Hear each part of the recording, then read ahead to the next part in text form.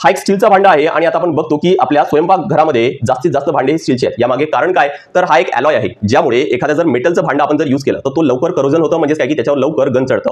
आणि म्हणून काय तर हा एक अलॉय तयार करण्यात आला जो आयर्न पासून तयार करण्यात आलाय आणि त्याच्यामुळे काय तर आता याच्यावर लगेच आहे ते गंज चढत नाही. त्यासोबतच it's a good conductor of heat, म्हणजे काय तर लवकर उष्णता आहे ना ती ट्रान्सफर केली जाते. पण प्रश्न हा पण पडतो की मग जर हा गुड कंडक्टर आहे तर तांबा का यूज केला, कारण तांबा हा त्याच्यापेक्षा चांगला कंडक्टर आहे हीटचा. त्याच्यामुळे काय होणार की तो लवकर हीट आहे ना त्या अन्न पदार्थाला ट्रान्सफर केली जाईल. यासोबतच तो इथं इव्हनली डिस्ट्रीब्यूट करतो, सगळ्या बाजूने सारखी हीट आहे ना तो ट्रान्सफर करतो आणि म्हणून काय तर आपण बऱ्याचदा भांड्याच्या बॉटमला तांब्याची लेप आहे ती पाहत असतो. अजून एक पदार्थ आहे म्हणजे काय तर हा हँडल या ठिकाणी जर आपल्याला हात पकडायचा आहे तर अशा वेळेस या ठिकाणी हा हँडल काय असायला पाहिजे की बॅड कंडक्टर ऑफ हीट असायला पाहिजे, अदरवाईज हा पण गरम होईल आणि म्हणून हा जनरली प्लास्टिक आहे किंवा वुडन आहे त्याचं पाहायला मिळतं. आणि अजून एक पदार्थ आहे तो म्हणजे काय तर बेकेलाइट ज्याला म्हणतात. हा बेकेलाइट हा एक पॉलिमर आहे म्हणजे हा खूप साऱ्या मोनोमर पासून काय तर तयार करण्यात आला असेल. तर तुमच्यासाठी होमवर्क आहे की बेकेलाइट जो आहे त्याचा ऍक्च्युअली केमिकल नाव, पूर्ण नाव काय आहे तो सांगायचा आहे आणि त्याचा मोनोमर कोणता आहे ना तो सुद्धा सांगायचा आहे.